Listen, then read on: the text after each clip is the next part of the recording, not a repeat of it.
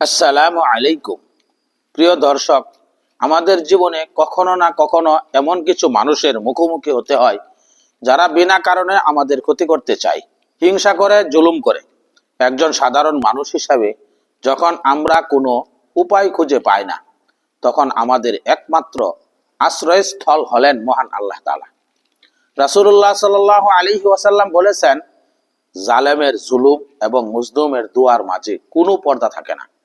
আজকের ভিডিওতে আমরা জানব পবিত্র কোরআন ও হাদিসে বর্ণিত এমন কিছু শক্তিশালী আমল ও দোয়া যা আপনাকে শত্রুর ক্ষতি এবং জালেমের জুলুম থেকে নিরাপদে রাখবে ইনশাআল্লাহ। তাই ভিডিওটি শেষ পর্যন্ত মনোযোগ দিয়ে দেখুন।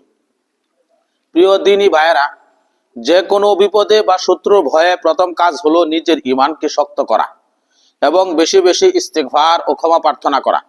কারণ আমরা যখন আল্লাহর দিকে ফিরে আসি, আল্লাহ তাআলা তখন আমাদের হেফাজতের দায়িত্ব নেন।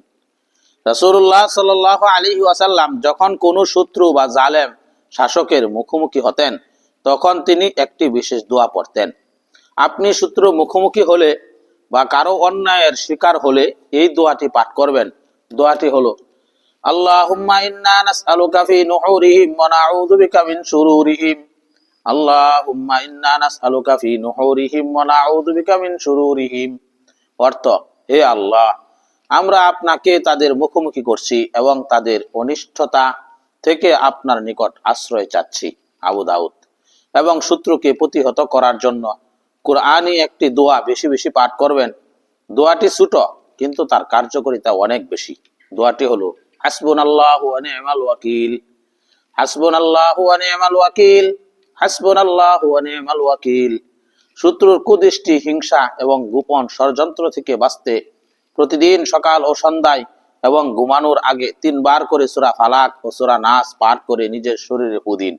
এটি আপনার চারপাশের আল্লাহর রহমতের একটি ডাল তৈরি করবে। শত্রু যে কোনো ধরনের ক্ষতি করতে চাইবে, এই আমলের বরকতে তা করতে পারবে না ইনশাআল্লাহ। তবে সাবধান, ইসলাম আমাদের ধৈর্য এবং ক্ষমার শিক্ষা দেয়।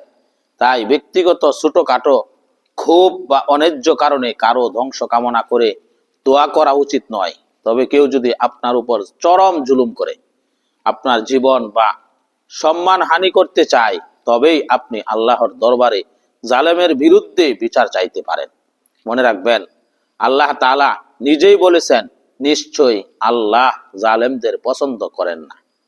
প্রিয় দর্শক বন্ধুরা, শত্রুর ভয় বা জালেমের জুলুমে কখনো ভেঙে পড়বেন না। 5 ওয়াক্ত নামাজ আদায় করুন, হালাল পথে চলুন এবং বিশ্বাসের সাথে এই আমলগুলো করুন। আল্লাহ তাআলা অবশ্যই আপনাকে জালেমের জুলুম থেকে হেফাজত করবেন। আল্লাহ তাআলা আমাদের সবাইকে সব ধরনের জুলুম ও শত্রুতা থেকে রক্ষা করুন। আমিন।